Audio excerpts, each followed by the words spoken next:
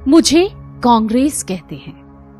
मैं एक ही परिवार की डोर से बंधी हूं, या यूं कहें कि मैं एक ही परिवार की वो राजनीतिक फैक्ट्री हूं जो एक ही परिवार के प्रोडक्ट को लॉन्च और रीलॉन्च करती है।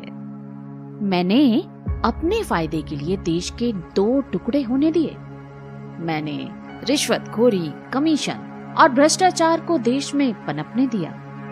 वो मैं ही थी जिसने देश को जेल खाने में बदल कर रख दिया था।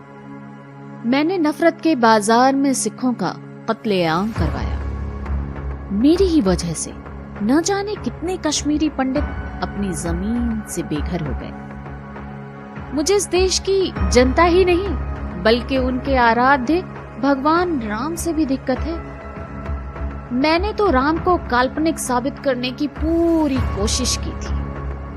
मैं वही कांग्रेस हूं जो सेना के पराक्रम पर सवाल उठाती है। मैं वही कांग्रेस हूं जो मोदी जी के लिए अपशब्दों का इस्तेमाल करती है।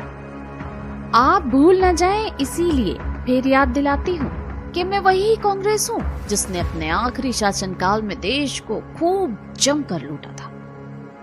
मुझे आखिर समझ में ही नहीं आ रहा कि पूरा देश कांग्रेस मुक्त क्यों होना चाहता है। सिर्फ इसलिए कि मैं देश को तोड़ने की बात करती हूँ, या इसलिए कि मैं इस काम के लिए भारत विरोधियों से पैसा लेती हूँ।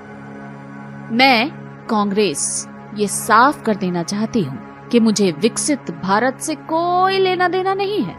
मुझे यानी कांग्रेस को वही पुराना भारत पसंद है जहाँ लूट थी, भ्रष्टाचार था, दहशत का माहौल था, जहाँ फायदा आम जनता का नहीं बल्कि खुद का देखा जाता था। इसीलिए मैंने अपने साथ अपने ही जैसे परिवारवादी और भ्रष्टाचारियों की एक पूरी लंबी फौज खड़ी कर रखी है। मुझे भी देखना है कि कैसे भारत को चाहने वाले देशभक्त मेरा रास्ता रोकते हैं।